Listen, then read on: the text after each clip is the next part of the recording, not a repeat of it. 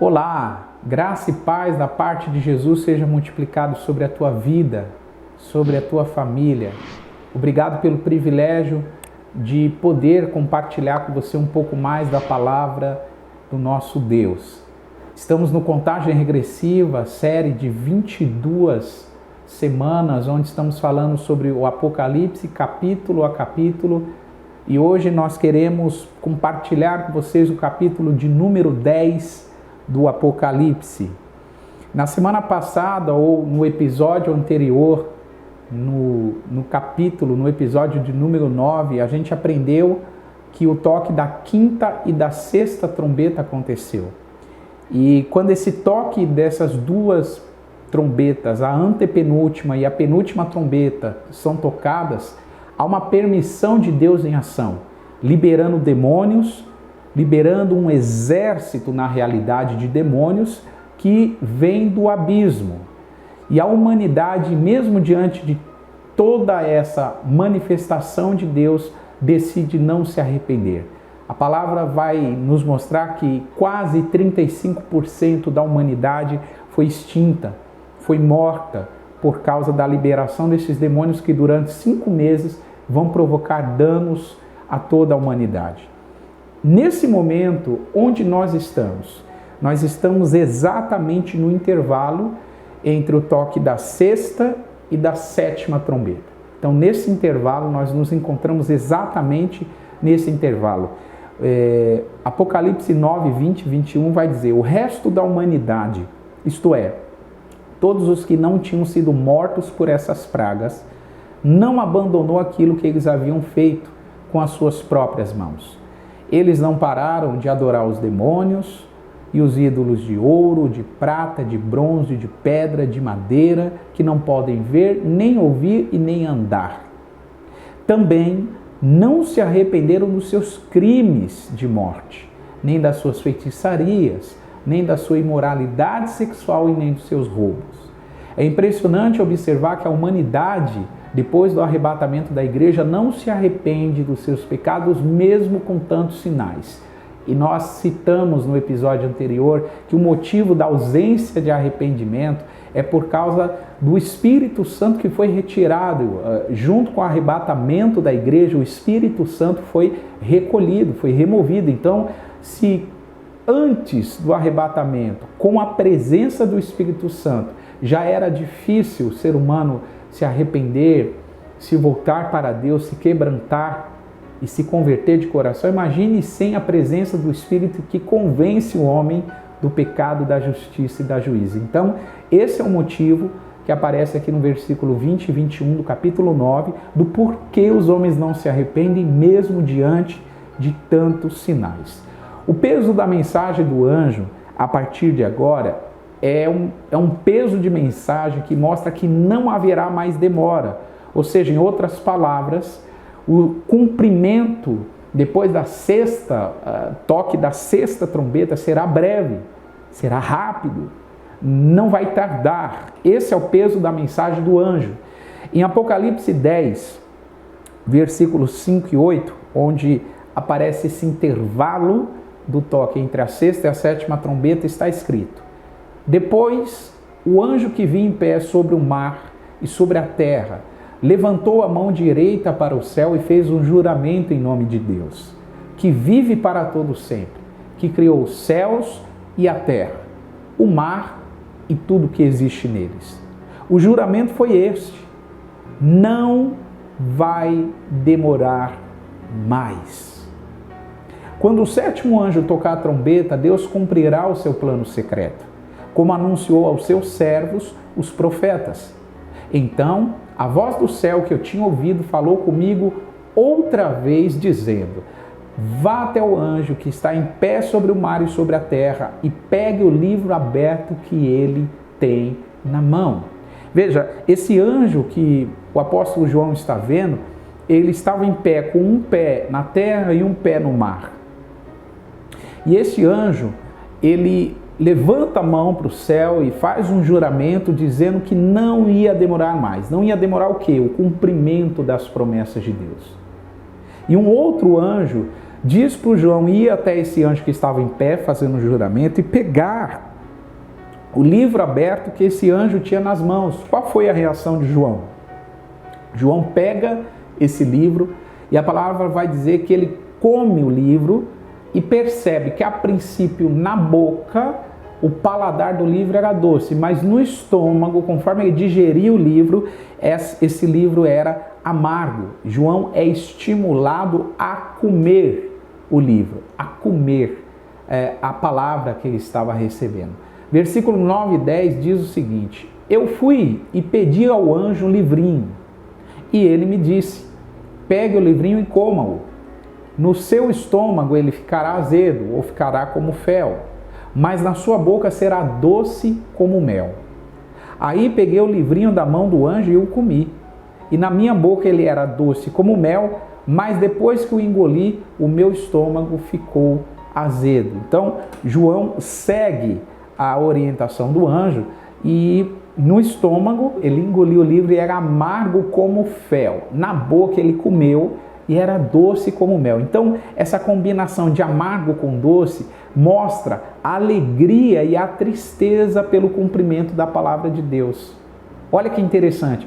O João come o livro que é amargo no estômago, mas doce na boca. Isso mostra uma mistura de alegria e tristeza, de duas reações.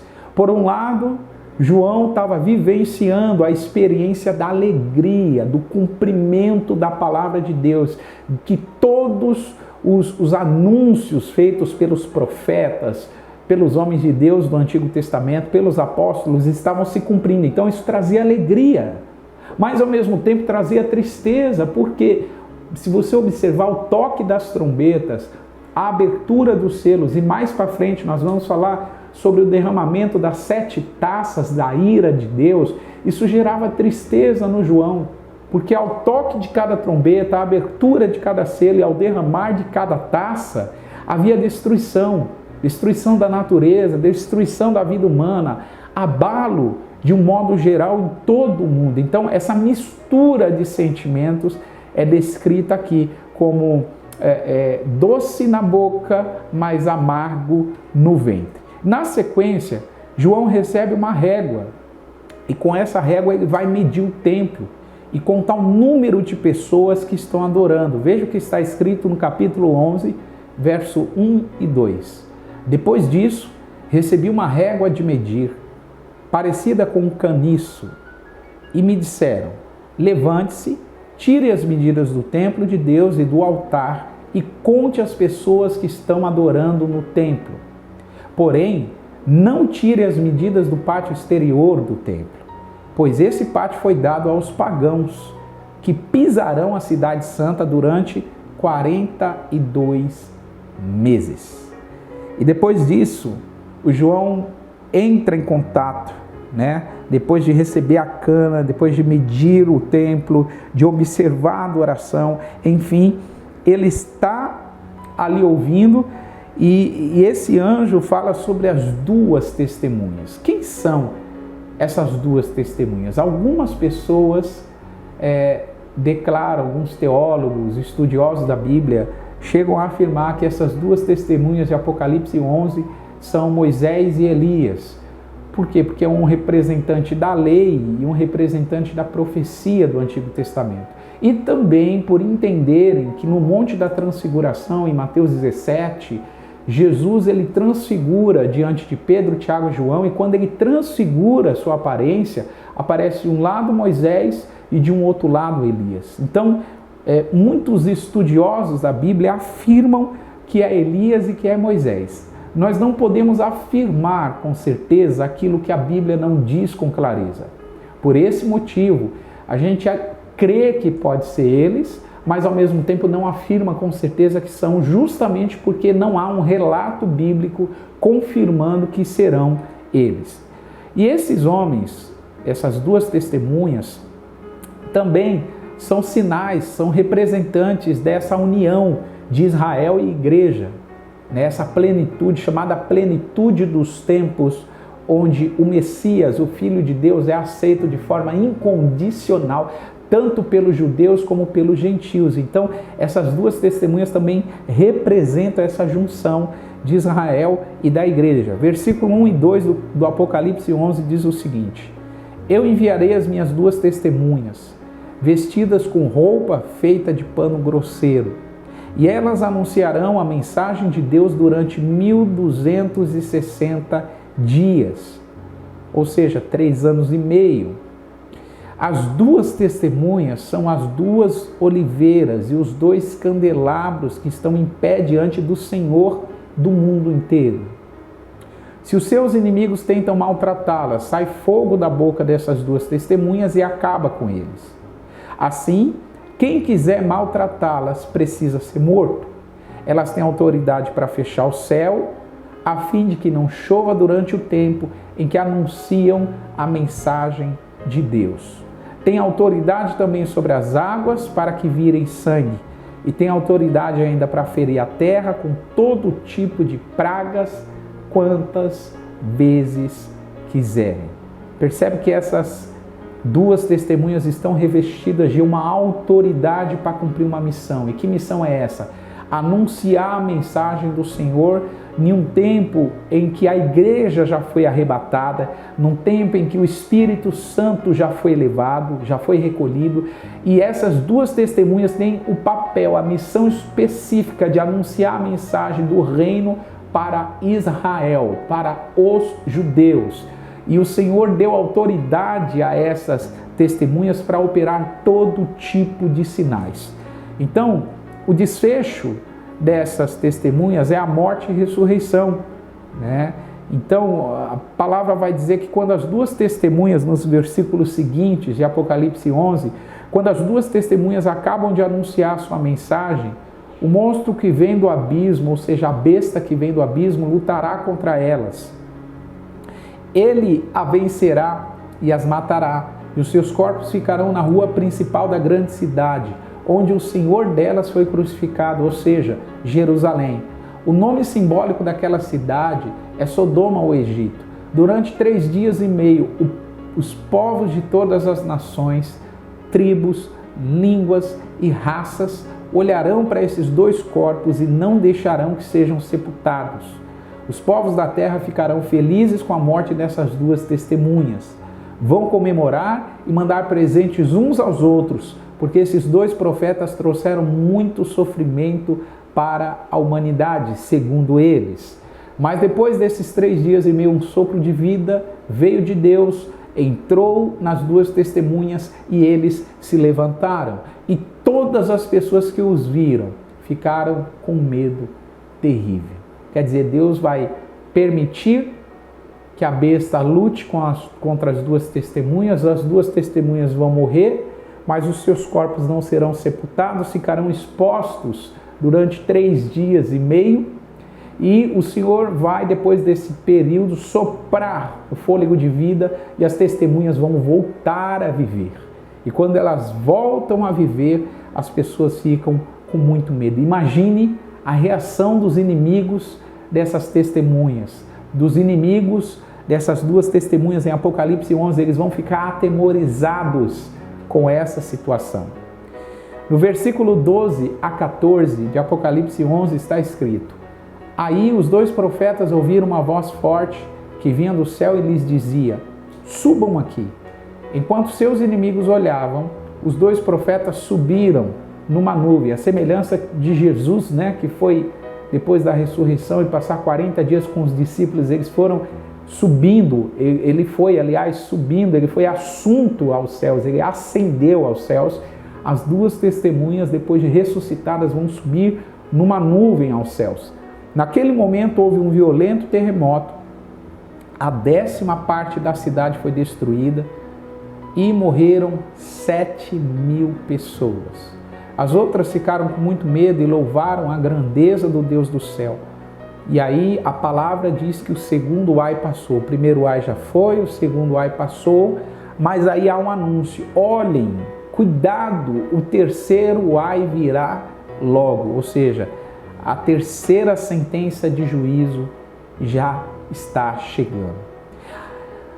No toque da sétima trombeta, a gente vai ver, ao invés de calamidade, o anúncio do reino de Deus completamente estabelecido, completamente confirmado. E isso aparece aqui para nós nos versos 15 a 18 do Apocalipse 11. Acompanhe comigo. Então o sétimo anjo tocou a sua trombeta e houve no céu vozes fortes que diziam: o poder para governar o mundo pertence agora a Deus, que é o Senhor nosso, e ao Messias que ele escolheu. E Deus reinará para todo o sempre.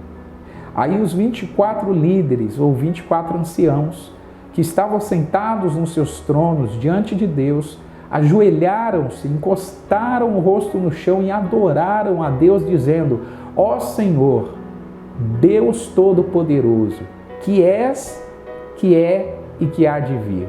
Nós te damos graças porque tu tens usado o seu grande amor, o seu grande poder, o seu grande poder e começaste a reinar. Os pagãos estão muito furiosos porque já chegou o momento de mostrares a tua ira e a hora dos mortos serem julgados. Chegou o momento de recompensar os teus servos, os profetas e todo o teu povo e todos os que te temem, tanto os importantes como humildes, em outra versão, tanto grandes quanto pequenos. Chegou o momento de destruíres os que matam as pessoas na terra. Uau! Chegou o momento. O toque da sétima trombeta anuncia o estabelecimento completo, total e integral do cumprimento das profecias, do cumprimento da palavra de Deus. E depois de anunciar isso, o símbolo da aliança de Deus, o arco da aliança de Deus é visto, e junto com o arco vem manifestações impressionantes, como a palavra diz no último versículo do Apocalipse 11, que é o versículo 19. A Bíblia diz que abriu-se o céu, no céu o templo de Deus, e a arca do concerto foi vista, a arca que não era vista desde o Antigo Testamento, ela foi vista. Houve relâmpagos, houve vozes, houve trovões, houve terremotos e grande chuva de pedras com fogo. Então, eu quero encerrar essa parte, esse 10º episódio do Contagem Regressiva, anunciando mais uma vez essa mensagem de esperança. Tudo está muito perto de acontecer. A palavra que o anjo disse para João, aquele anjo que estava com um pé na terra e um pé no mar, e ele disse: não vai demorar de se cumprir. Hoje nós podemos, como servos do Senhor, como pessoas que se relacionam com Jesus, ao examinar as Escrituras, nós podemos afirmar: a volta de Jesus não demora de acontecer. E nós juntos podemos declarar: Maranata, ora vem, Senhor Jesus, vem resgatar o seu povo, vem resgatar a sua noiva. Então, eu gostaria de deixar essa mensagem de encorajamento no final desse vídeo. Jesus está voltando. Volte-se para Ele. Se arrependa dos seus maus caminhos. Permita o Evangelho de Jesus transformar o seu viver. Permita, com o coração você crer e com a boca confessar que Jesus Cristo é Senhor nos céus e na terra. Que o seu coração esteja animado, com grande expectativa e disposto a interagir e obedecer à vontade de Deus e à palavra de Deus para a tua vida. Nós nos vemos em breve no próximo episódio do Contagem Regressiva. Se você foi abençoado por esse vídeo, dê o like, o joinha aqui embaixo, se inscreva no nosso canal e compartilhe esse vídeo com muitas pessoas, para que mais pessoas sejam abençoadas, edificadas e cresçam no conhecimento de Jesus. Um grande abraço a todos, Deus lhe abençoe grandiosamente.